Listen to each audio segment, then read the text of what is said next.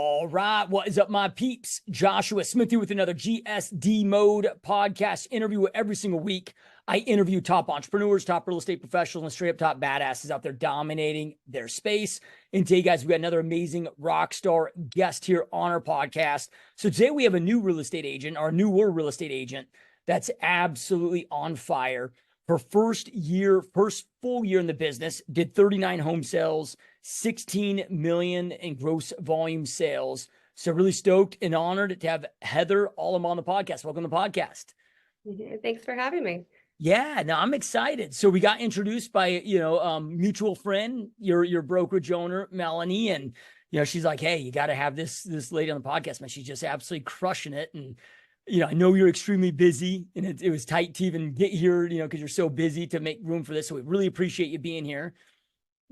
Yeah, again, thank you very much for having me. I'm excited. Yeah. So let's talk about, what you did before you got into real estate. So we'll just kind of go through your journey. So what did you do before you got in real estate? And then what led you, why real estate? What led you to real estate? Okay. So I came from the medical field. I was working as a nurse in a concierge family practice. Me, my doctor, 600 patients, one other doctor, his nurse, just a small facility. And before that, I was working in urology in a large practice in Gainesville, Georgia. So what brought me into real estate? Well, when COVID hit, a lot of, I get attached to my patients. A lot of people were passing away due to COVID and underlying diseases. So I decided I wanted to do something to help people that, was a little bit happier. Yeah. So. Yep. Okay. So then, okay. So you decide to get in real estate, having some challenging times there, going through that, which I can only imagine, what that was like. You jump into real estate. So walk us through, so what time frame, just so we have a time frame, what was this, 2021, 2022-ish? I got my license February 2021. I was trying at that time to do the nursing and, kind of part-time work, real estate. Okay. So I was trying Facebook leads, stuff like that. And, it really wasn't doing good. So what I needed to do was, to focus primarily on real estate. So my husband told me, okay, he's like, I'm going to give you 6 months. He says, quit your job. He's like, go ahead and I want you to dive right in and see if you can make it. And if you don't, you can go back to work in 6 months. So in October of 2021, I switched brokerages. I switched to First Class Real Estate Premier Group. And, I didn't really know anybody because I'm from a small town, moved to the city, didn't really know anyone besides my patients and stuff. So I didn't have a network. So I joined a company that provided, some lead services, platforms and all. And I, got started, got on those platforms, and then I closed my first deal. I think my first 2 deals at the end of December, and then 2022 was just nonstop closing deals. So. Yep. Okay. So then was it 2022 that you closed those 39 homes, or was it 39 homes? Mm-hmm. Okay. So that was, 39. Yeah. So that wasn't even a full year then. No. 20. Well, I started really took off October of 2021. Closed my first deal December, and then the full year of 2022, I only actually worked 10 months. I went out of the country for the last 2 months of the year, and I did the 39 homes and 16 million. Yeah. That's awesome. Well, congrats on that. So then, okay. So you went from, part-time to being able to focus on full-time. So you had all of your focus, energy, and attention there. But then it also sounds like, you with the company switch, now you've got some more structure, training, opportunities being provided for you. Was it a combination of those things, or what do you think really allowed that difference to propel? And the reason why I'm asking this question is because a lot of people that are watching or listening to this are in that situation right now, and they're just trying to think of how the heck do I go out there and just get this thing to take off? Absolutely. I get calls from people every day asking me that question. If I had not switched to the company that did provide the lead platforms that I could join, then it would have probably gone a different direction because I didn't know anybody. It would have probably just taken more time to really get going. So I think it's a combination of everything Okay. that really it got me going. Yeah. And Yep. you really need to be able to dedicate your time. It's hard to do it part-time. I mean, people do it, they do great at it. But it's much better if you can do it full time. Yeah. Yep. Yep. Because this isn't, the joke. It's not even a joke. It's just the reality. It's like, it's in like a job or a career. It's like a lifestyle, in real Exactly. estate. Yeah. We're always on. And, okay. So then from there, now what were the lead platforms? And I don't know if they're the same today or if it's changed, but which ones, because everybody's always wondering, okay, what are the best converting leads? What are the lead platforms that you have been on that have been best overall for you? Oh, Hey, Joshua Smith here. I hope that you are enjoying this podcast interview. Hey, real quick, and we'll get back to this interview in just here in a moment. But I wanted to let you know, look, if you are a real estate agent, if you are a team leader, if you are a brokerage owner, and maybe your business is down, maybe it's stagnant, maybe it's growing, just not at the pace that you want it to grow at. It's like you're operating down here, but your potential is way up here. You just don't know exactly what to do to get you from exactly where you're at to where it is that you want to go. Now, if that is you, I invite you to schedule a 100% free, 100% zero pressure coaching strategy call with me personally. This is going to be a 1 hour long Zoom call. And here's what we're going to break down. We're going to break down where your business is currently at, what your 12-month goals are, what your long-term goals are, what you are currently doing, what the biggest obstacles are that you are facing. Then from there, I'm going to map out and break out exactly what I recommend that you do to get from where you're at to where you want to go in the quickest, most effective, efficient, profitable manner possible. So by the end of this coaching call, you are going to know exactly what you must do, what you must execute on to, again, get to from where you're at to where it is that you want to go. So I 100% got your back. I got you covered. I will get you dialed in. If you want to take advantage of this, go to www.gsdmode.com/Zoom call. www.gsdmode.com/Zoom call. Now, full disclosure, we're going to spend about 50 minutes going through all that, making sure that we get you dialed in. And at the last 10 minutes, yes, I'm going to spend a few minutes letting you know about my coaching program, what it entails. And look, if it works for you, great. Not, that's okay too. We can still be friends. You have my word that you will know exactly what to do to get from where you're at to where you want to go. I will make sure that this coaching call is extremely valuable, extremely powerful for you to eliminate all that guesswork and get your business dialed in. I got your back. I 100% got you covered. So if you want to take advantage of that, again, www.gsdmode.com/Zoom call. okay. Well, people will argue with you about this every day, but I am still going to say Zillow and OpCity are my favorite. My company has the option to, you can go with a lot of others as well, but Zillow and OpCity are definitely my favorite. I think that like my first year, like 20 something of those were Zillow, and they ranged from like I'd say $100,000 up to a $4.4 million home. And then OpCity, I think I closed 10 my first year with them.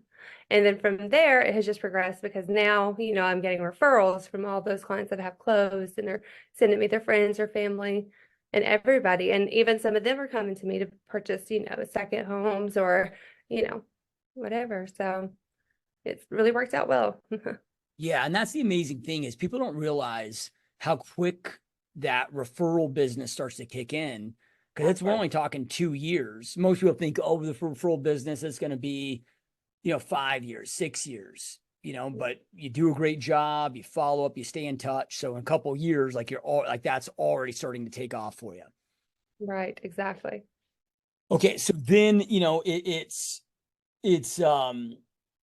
okay, getting leads. Like, look, I can have agent A over here and agent B over here on my team, give them the same leads, get two totally different results. Big. Yeah, right. It's because I hear it all the time of, oh, I just need more leads. I'm like, yeah, I mean, leads are good, leads are important, but it's what do you do with those leads?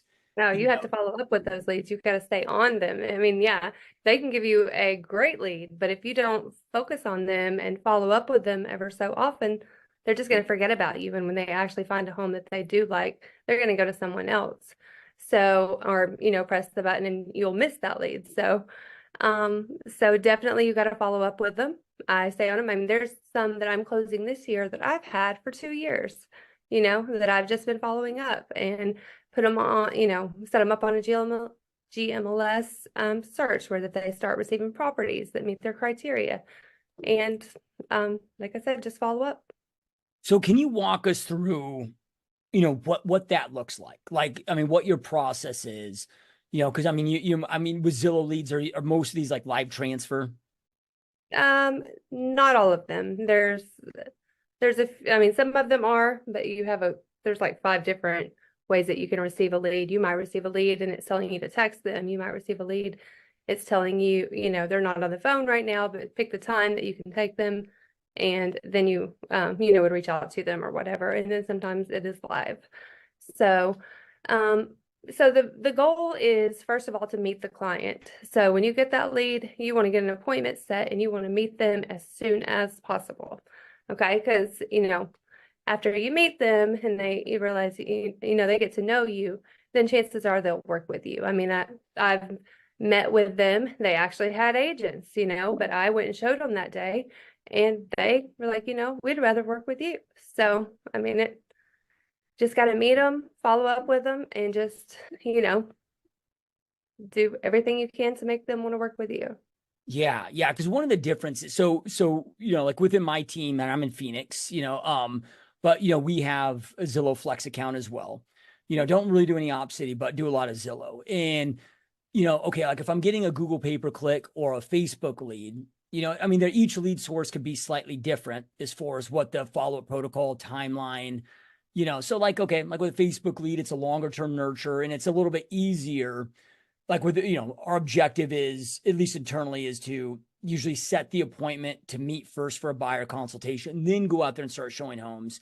But let's speak specifically to Zillow, or Op City. I'm guessing that your process is maybe pretty darn similar to both, right? Because they're different companies, but essentially leads are coming in the same way, same style. Okay, so kind of walk us through. So you're like, let's just say it is, a live transfer, okay, so immediately, like you're not necessarily trying to book a buyer consult first. Like your objective there is just to set the appointment on the home that they're inquiring about. Kind of walk us because I want to break down these because I find so much of it is process driven. Mhm. It's not it's not the lead source itself. It's how are we how and what are we doing with that lead to maximize the conversions? So if we were breaking down your process, okay, so the lead comes in, kind of walk us through. So you're trying to set the appointment immediately. Yeah. Okay. So we have a script that we actually follow. So the lead comes in, it comes in with a property that they're interested in. Our goal is to go ahead and set that appointment to find out exactly what they are looking for so that we can, because you really want to have 3 homes to show them that day. Okay. Your first appointment, you should try to have 3 homes to show them. So you find out what their criteria is, find out what is their reason for moving, and then, you get the appointment set. You go to the appointment, and that during your appointment at that time, you're able to get to know them and find out exactly what's going on, what they're looking for. You want to talk to them then about, have they been working with a lender? Are they approved and, ready to go? If not, then, you let them know that you have resources. You can, point them in the right direction. So get an appointment, show them, work on pre-qualification, and then from there, by your first appointment, you'll really know what they're looking for. And then you can set them up to find, hopefully the next visit, you'll have the right home. Yep, love it. So then, okay, when you're saying, okay, we want to show them 3 properties, are you on there, okay, you set the appointment, and then do you offer like hey, while we're there, there's a couple other properties in the area that I think you might be really interested in. Do you have time to maybe check those out as well? Like, are you trying to offer that up there, or is that something that you're doing once you're face to face meeting them? No, while you're on the call, that's part of your script actually is, what most of my buyers find helpful is that I try to add a few other properties to this so that we have something to compare. What are your must-haves in your new home? They'll give you an idea, then, I mean, they'll go over what they need, their bedrooms, the bath, You can kind of look at the one that they already have chosen and see kind of what they're looking for. And then you want to go and you want to find at least two other homes. And sometimes they may have others that they will send to you. And, you tell them, okay, so at the end of the call, you're like, okay, so our appointment is scheduled for whatever date, whatever time. I'll let you know which home to meet at first. Sometimes they have a problem with that. Sometimes they only want to see one home. That's fine. Meet them and see where you can go from there. But otherwise, they're most of them are happy to see a couple other homes. Occasionally they just don't have time for it. It's just that one, so that's fine too. But try your hardest to get a couple extra homes in there. Yeah, the important thing there, just getting face to face. Because I mean, we know the stats. It's like 88% of buyers go the first agent that they meet with and connect with in person. So then it sounds like you're kind of using that first showing is also kind of like a mini buyer consultation too. Is that a correct assumption? Exactly. Yes, exactly. You go over everything with them then and there. So Okay. So then okay, so you're going over, so I mean, I guess with that, when I said mini buyer consult, are you actually like, hey, I mean, like breaking out of materials at the kitchen island, or is it just more casual conversation as we're walking through of qualification needs, timelines, or is it like a, hey, while we're here, let me present materials at the kitchen island and try to get a buyer broker agreement signed? no, casual conversation. We just go through and I asking them questions as we're going through, find out, make sure that they're not working with an agent because sometimes they are, but sometimes even if they are, like I said, they'll still go with you because you took the time out of your day to show them home whenever they wanted to see it. Their agent might have been like, oh no, I'm busy, I can't. So, and as far as the buyer brokerage agreement, I don't do it. I mean, we don't actually get that signed that first consultation. Usually, if I'm being honest, I get my clients to sign it whenever I'm writing their first offer. Okay. Yeah. Okay. Yep. And there's lots of different philosophies on that. But obviously, like what you're doing is crushing it, right? So it's like just keep doing more of what's working, right? So okay. So then um, because it is Zillow's a different beast in that, in a perfect world, we could find out if they're working with another agent and then just save the time of, okay, we'll have your agent go show you the property. But with Zillow, it's like we need to have the appointment, set, but then we get rewarded with, more leads, more opportunities. Exactly. But something that you just said of like, look, hey, you just had a client or a lead that was working with another agent, but they met with you and liked you better and decided to work with you. So it's still like still a good gamble to go out there and have that initial appointment. Exactly. Yeah, I've had I mean, many of them have actually switched from their agent to me because their agent didn't have time to take them on a weekend, on a Sunday. I mean, I work all the time. I will go out and show you a property any time of the day. I don't look at your budget. Like I said, 20,000, 4.4 million. Don't care about your budget. We're going to go look and hopefully we'll find you a home. And they respect that. They can tell the difference because a lot of them are like, oh, my agent's not available today. So I'm like, well, I'm available and I'm a buyer's agent as well. So they're like, Yeah. oh, well, why don't we just work with you then? Yep. No, that's awesome. I love that. So then, okay, so I'm gonna even take a step further back of, so if it is a call, like what do you do? Because like on some of these platforms like Zillow, it like might ring a bunch, like 10 agents at once in the team, right, Mhm. or within the company. What do you personally do to try to maximize your answer rate? Because if you're not picking up the phone and going to somebody else, obviously, then you can't do the rest of it. No, you got to be on point. Like when that phone rings, you better answer it immediately. There's a shortcut on your phone. As soon as the notification pops up, you can click claim. And it seems like if you do that, like about 95% of the time, you'll get the call.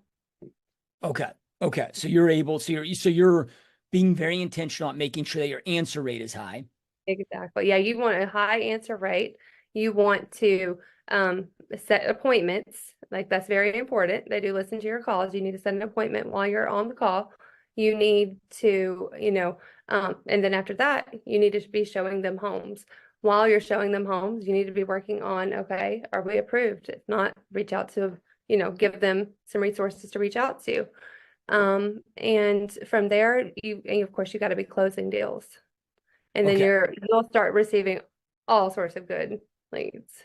Yeah. And if you're not, it's okay. Cause I know being on podcasts is, especially this is your first podcast. So it can be, Yeah. a little nervous, with this. Are you okay with like going through kind of a sample of like when you answer that phone, just like an example of, how you answer the phone, what that, like how quickly you're going, like, I mean, just going through your kind of initial basic script, that you Mhm. go through.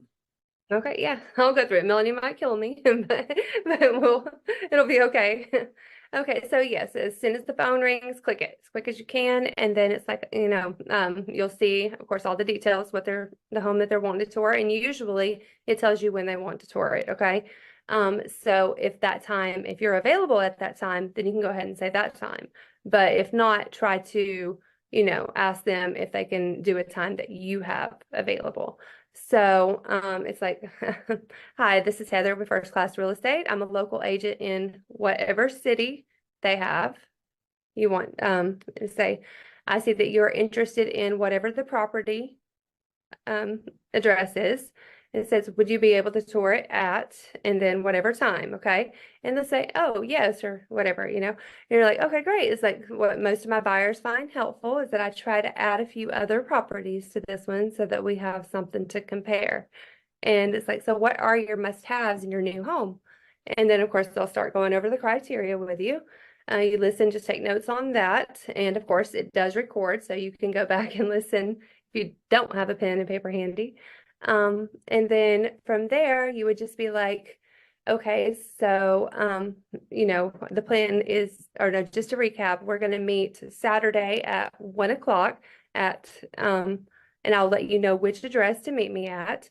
And then you would say, and I'll send you a text message with my personal information so we can stay in touch. You're like, okay, great. And then another thing, they do get to review you. They do send out surveys after your call. So it's like, is there anything else I could do to make this call a 5-star experience for you? And they'll say, no, whatever, you did great. And it's like, okay, I'm looking forward to helping you find your new home. And then that's it. Okay. Yep. But you want to say the 5 stars because you want them to know, because some people might give you a 1 because they think 1 is best. And then, you're just, you know, putting that in their head that 5 stars is what you need. Yep. I love it. So then, okay. So, I mean, you were pretty much, brand new in that from, sales experience, brand new to going full time, brand new to this lead source. Mhm. So, like, how often and like, what did it look like for you preparing? Like, did you rehearse these scripts? What did you do to prepare yourself to start having good success out of the gate? No, in the very beginning, I kept that script with me at all times. Yeah. Like going down the road, and reading off the script, however I needed to do it. But no, I rehearsed it and I went over it constantly, making sure that I had it down.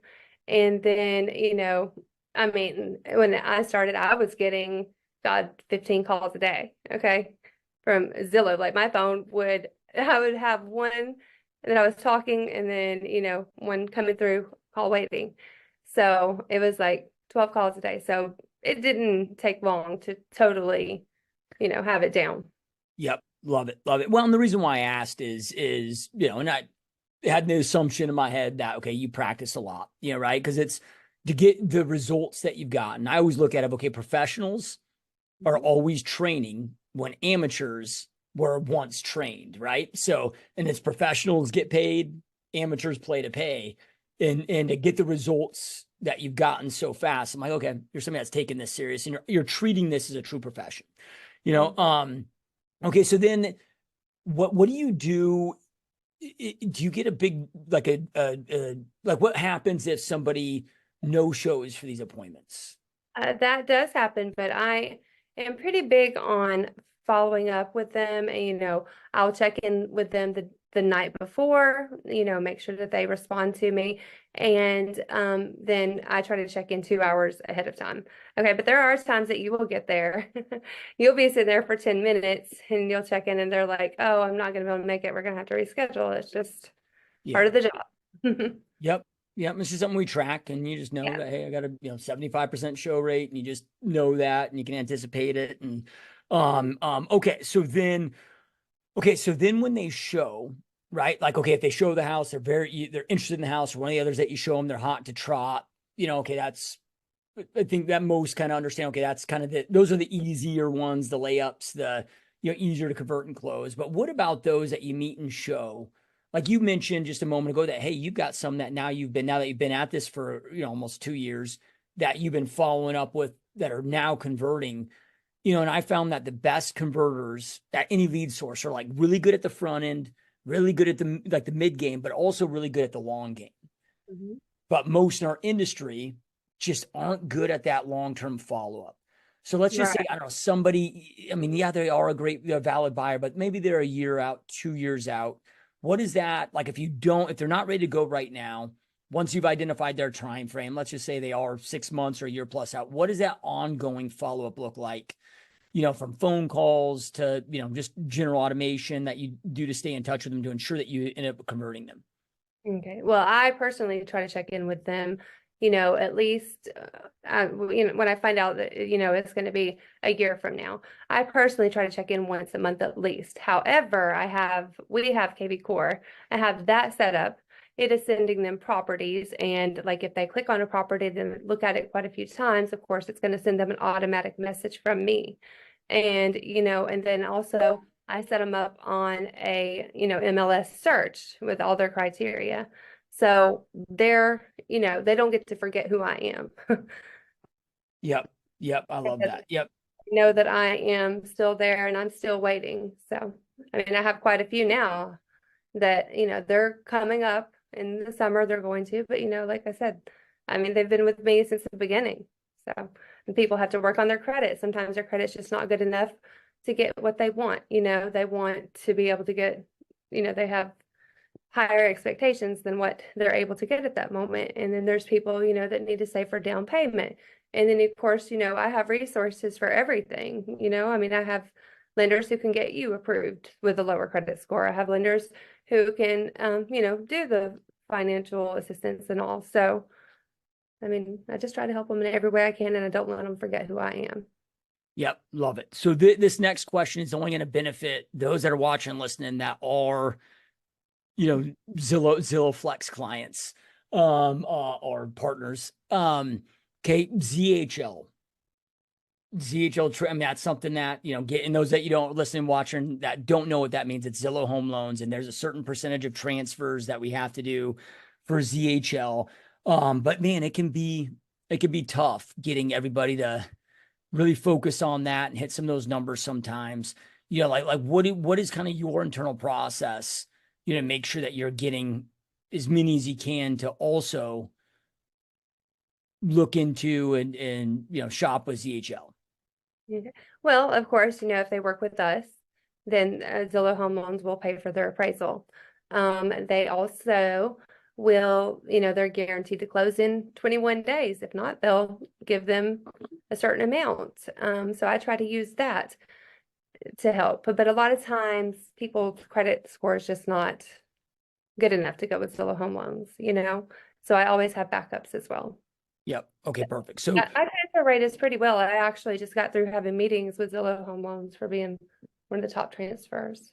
So okay. Yep. Yep. So then, okay. So even, let's just say you're like, okay, well, are you paying cash, or is this something that you need to obtain a loan for, or get financing for? We're getting financing. Okay. Have you talked with the lender yet? Or do you want me to provide, you some different options to the lender? And maybe they're like, well, yeah, we've already been talking with the lender, then in that case, are you still trying to offer them to check with ZHL just to see and compare? Like, what does here, that look? Yeah, okay, yeah. Because what I'm trying to break down is like, what is your pitch here? Because obviously you're crushing it there too, and I want to, because yeah.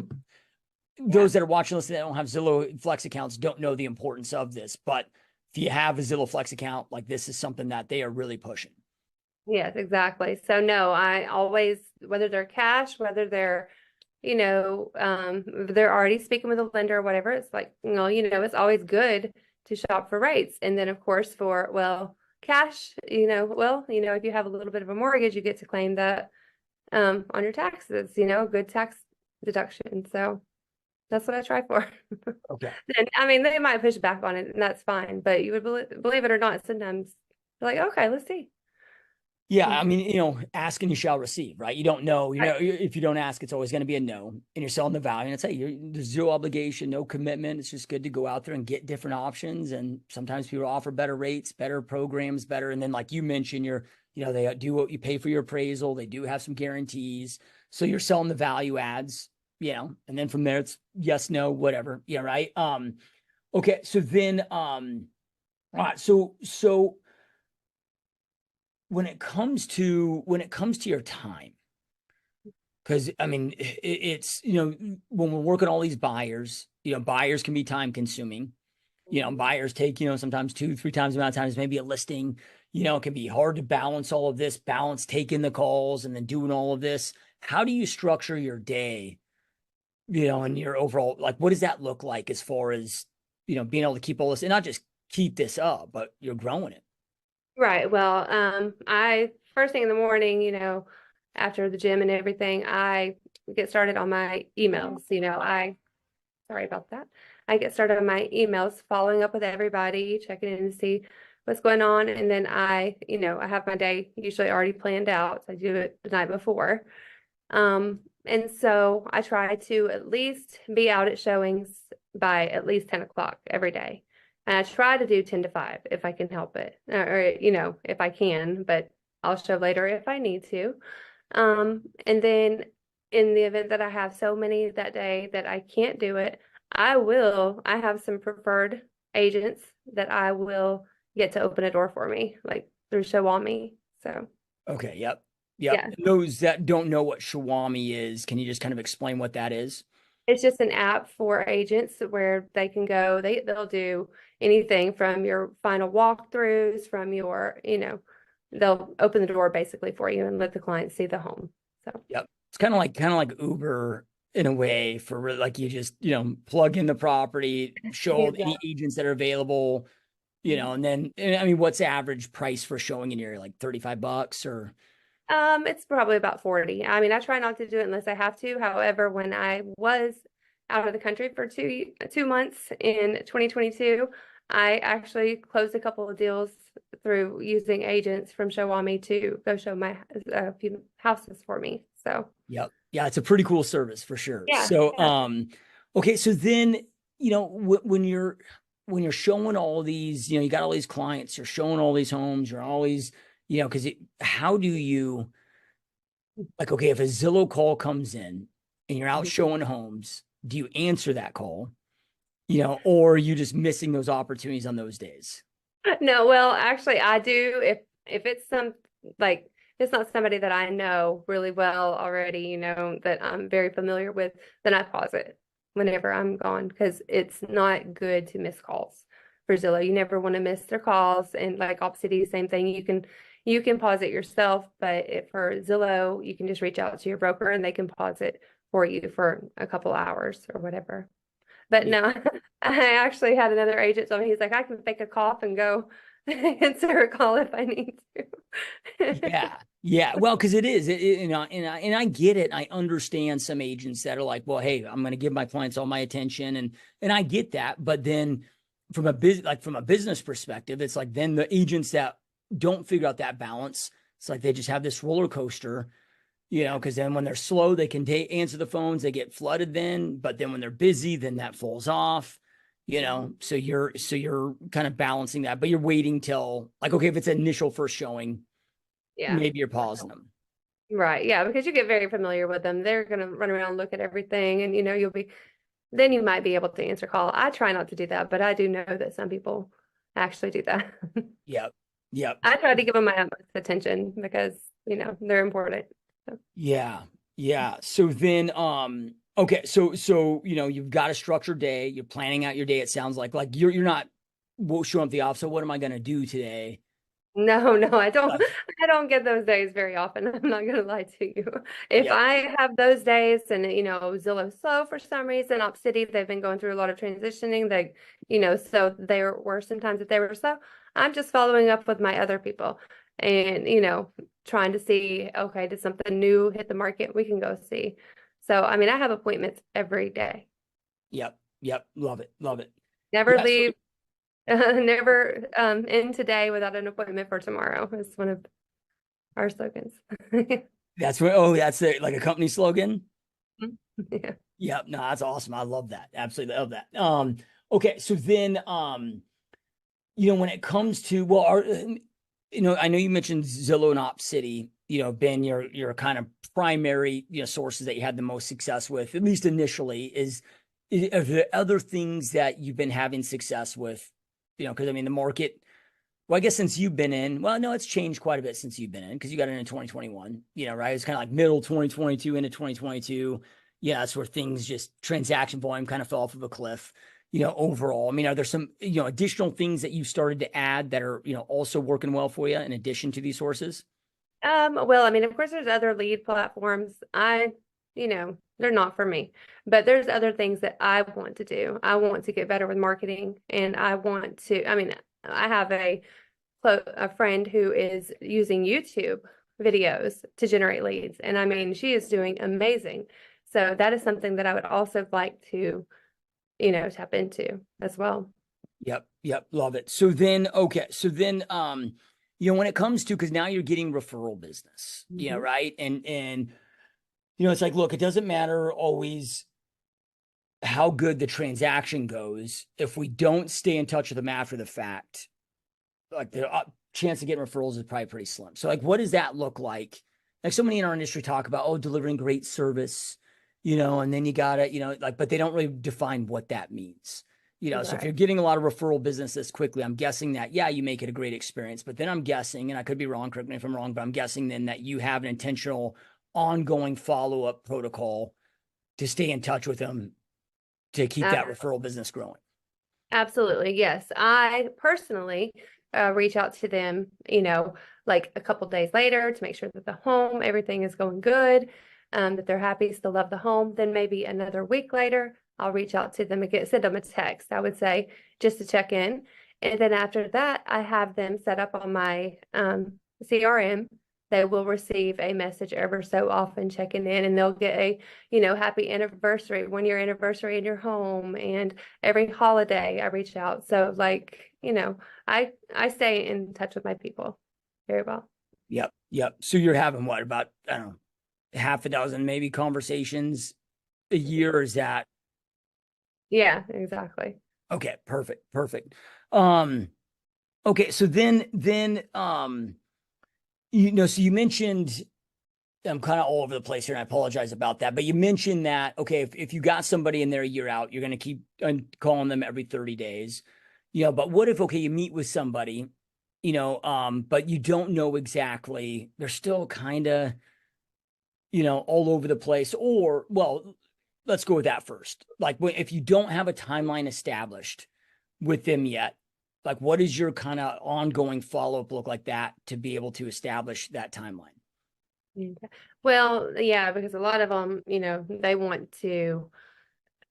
don't have a timeline yet. Yes, I try to follow up with them and see, how, you know, do you think that you're, getting closer to ready to purchase a home or whatever? Then you have people who actually just want to look at homes, and they want to look at homes every single weekend, and they have no intent to purchase whatsoever. But I think that one of our main things that we try to do is for that first visit, people need to start working on their pre-approval. Okay, so that right there will show you if they're serious or if they're not. Okay, and so working on the pre-approval, and if they're not quite ready for that, or they're working on their credit or something like that, I still follow up with them every few weeks. Okay.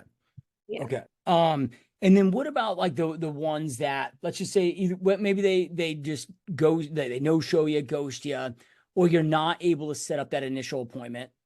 Maybe they just call with the question, but you're not able to set that initial appointment. What is the kind of follow-up cadence with those go until you can get that first appointment? Yeah. Well, I mean, like I said, personally, I try for a little bit, but then after that, they are set up in KV Core with property alerts. And I basically keep on until they tell me to stop. Yeah. So when I get a stop, I'm done. But I try to keep on until then because you never know. I mean, somebody who's not ready now, I'm gonna need closings in 5 years. So it doesn't matter. I'm going to, try to stick with them as long as possible. Yep. Yep. So you're with a large brokerage, and you guys get, you've got a lot of agents that are getting these same opportunities, but not everybody is having the success that you have. And I'm sure like what would you say are kind of the top mistakes that you see that those that, don't take off like you're taking off, like that they're not doing, that's causing for them to not have success? They set limits, okay? So uh, they don't want to go any further than 30 minutes from their home. I'm not like that. I'll go anywhere. Um, and like I said, I don't care if it's land, if it's a mobile home, whatever it is, I will still show them the place and I still want to work with them. I Yep. just So don't set any limits. so what's your territory? Like, I mean, are you like having to sometimes drive like an hour? Yes, I've driven an hour and a half. So Okay. yeah. And if it's a big enough, like if they're a serious enough buyer, I would say, then I might go further or else, I'll have somebody, help me with that. So So, and even if it's a, I don't know if these exist in your area, but a $40,000 piece of land or mobile home, or like you mentioned, a $4.5 million deal, like yeah, you just treat everybody the same, every opportunity the same, same. same quality of care for everybody. Yep. Yep. No, I love that. Yep. Because I mean, that is a challenge. And I'm not going to lie. Like with our Zillow, that's a challenge, man. It's like, I can see it direct, land. It's like people don't want to take it, you know. Yeah, you'll hear the phone. You'll hear Yeah. the phone like it rings. You'll see it like it's sometimes if you can't catch it, you'll see it's the same one coming through. I'm like, oh my God, it's Yeah. running. But from you in your shoes, Mhm. right? Like that. I mean, like I get, okay, hey, I got to do this because I got to, prove to my team lead that I'm hungry. And if I take the good with the bad, they'll give me bigger opportunities, so there's that kind of thought process. But for you personally, like you found it to be fruitful Mhm. even outside of that. Exactly. Yeah, because I mean those people who have the 40,000, well, I mean like last year I closed one $20,000. I got to represent the buyer and the seller. But hey, you know what? They're wanting to buy more land. So I mean like they're wanting to buy, 100 acres. So, how many 100-acre properties can you find for $40,000? That's going to be a higher budget. So I mean eventually it will work out. And like I said, they're going to send you people and you know that's the way I look at it. They're going to send me somebody else. Yep. Now, from, okay, like you mentioned, you're, and this is going to be maybe a silly question, but I'm asking it because it's, the vast majority of our industry, like they know what a CRM is. A lot of them might even have one that their company or that they pay for, but very few that I meet and actually talk with, like actually diligently use it. But it sounds to me like, okay, like you understand the power of it. It's the most important tool in our daily insider real estate business.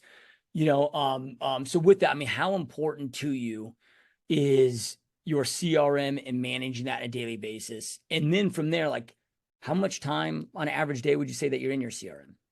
No, no, I mean, no, there may be a couple days that I don't, access my CRM, but no, I think it is very important every time you have a lead come in to make sure that client is in the CRM and that they are set up on alert for whatever criteria they're looking for. And then of course you can set them up on, so that they'll start getting automatic messages and texts and emails. So I think that's very important. Anything that you learn about them, like their birthday, anything like that, I think it's very important to put that in there. I would not say I might access mine for 20 minutes every other day or, Oh, really? yeah, Yep. I just make sure everybody's set up. That's how I do it. Like, cause I might get 5 or 6 leads today. Tomorrow I go in, make sure they're set up on a search. So that way, I'm staying in contact with them. And then of course, whenever I have listings, I boost my properties. When I do an open house, I boost my properties. Um, and that's basically what I use mine for. Yep. So A how are lot of you people doing? How are never you doing use. the follow-up calls then? Are you doing them out of the CRM, or are you just putting people somewhere else for like to remind you, like, let's just say you said before, okay, if they're a year out, I'm going to call them every 30 days. Are you Mhm. having your CRM task you to remind you, and then you're calling them and then updating the task and updating the notes? Yeah, you can set up ours, you can set up smart campaigns and it will, it tells you like how often it will, follow up with a person. Yeah. Okay. Perfect. So then, okay. So then, how much do you pay attention to like your numbers, your KPIs? Because it's like, okay, Zillow has like different distinct numbers that they want to see us, performing. And look, I'm a big believer like, hey, your tracking system and your CRM, most two important systems that every agent must get dialed in their business right away. Like how are you like are you paying attention to that data, and are you sitting there saying, okay, where the areas of improvement are at inside my business? Yeah, I mean, I pay attention to pretty much everything. I'm not like, that's not all I focus on because my main focus is being out there with my clients, and getting them ready to buy a house. But I try to pay attention to all my numbers. And I would say the first year, my first year in real estate, I didn't really think anything about it, but nonstop on Facebook, I'm getting all this like where, our transaction coordinator is posting, I'm number one. Like no, most of the year for the month, Heather's number one. Like, I didn't even think anything about that. Now I try to make sure that it's out there and, on my social media so that people can see. But like that whole year, I was nonstop number one. Like Yeah. it was great. Yeah. So I try to make sure now that that's posted because I went to my, where people have tagged you and whether or not you want to add it to your timeline. And I had like, I don't even know how many that were like, to add on there stating that I was number one or number whatever and, agent of the month, agent of the week. So Yep. I'm not, I focus on everything, but I don't I just try to make sure if I'm selling homes, I know I'm doing okay. Yep. Yep. Yep. I love it. And you're obviously doing things right. So then I mean you're continuing to grow. Like what's your target and your goal for this year for in 2024? And then what would you say your kind of long-term goals and visions are for your business? Okay, so I am wanting to get up to 20 million. I want to do 20 million in sales. Yes, And sir. that's my goal. Um, so I hope that I can do that this year. And then long term, maybe being a team leader and owning my own, first class franchise. So Yeah. Hell yeah. I love that. Yep. So then, all right. So, Heather, before we go, well, I got one last question for you, but before we get into that, because everybody that's listening to this, we're all realtors, real estate agents, some TVers, broker owners, but we're all attached to the real estate space. So, if anybody, I don't know, wants to follow you or, hopefully they, have referrals for your market, or if they have referrals for your market, like where's the best place for people to get in touch with you? And also you're in, are you in Atlanta, Georgia? What is a specific Atlanta, market that you work? yeah, Metro, all of Metro, Georgia, Atlanta, Georgia. Okay, perfect. So any of you that have clients moving, relocating to Atlanta, Georgia, and then where is the best place if somebody does, and maybe they just want to, follow you on social or watch you on the success journey that you're on, or if they do have a referral to your market, like where's the best place to do that, send that to? Mhm. Well, they can find me on Facebook, of course. And I mean, Facebook or Instagram, LinkedIn, Twitter, however they want to find me. Heather Okay. Allam. And your handle's just your name. Yes. Okay. And then when anybody that's watching or listening, if you just scroll below in the comments or show notes, I'll make sure to just have links to those. Okay. So if Heather today, knowing everything that you know now from this, short journey that you've been on here, but very successful journey, could go back to Heather just a couple years ago when you first got licensed and you're sitting down on a park bench, with your younger version of yourself, knowing everything you know now, and give yourself, two, three pieces of advice that you wished you would have known that would have allowed this success trajectory to have been that much faster, what would that advice look like? So I would say to make sure you join the right company, join a company that fits your needs. If you're new to the area, make sure that it's someone who could provide, lead platforms for you, and make sure that you have a good mentor. Melanie's great. Melanie, she's there for us all the time, like any day or night, just, to answer any questions that we might have. And just, work your butt off. Yeah. Yep. Yep. Such powerful advice. And yeah, I mean, it's so important, because I Yeah. mean, it's like you get licensed and then they're like, okay, good luck. Yeah, you And just get thrown out too. Thrown yeah. out. Like, And nope. unfortunately, most brokerages, they don't have good training and, sort of find that right mentor, like somebody like Melanie that's been there, done that, that knows what to do to create success. It's just so insanely important and such great advice. Yep, such powerful advice. And Heather, truly appreciate you taking time out of busy to be here. This has been a ton of fun and been a lot of amazing information. Yes. So thank you so much for having me. It was great meeting you. Yeah, you as And well. And I love those, your podcast, by the way. I've been watching them and I really love them. So a lot yeah, of yeah. information. Thank you so much. Thank you so much. That means a lot. And those watching and listening, as always, truly appreciate you being here. Truly appreciate your support. Keep crushing, keep kicking ass, and we will see you next time. Peace.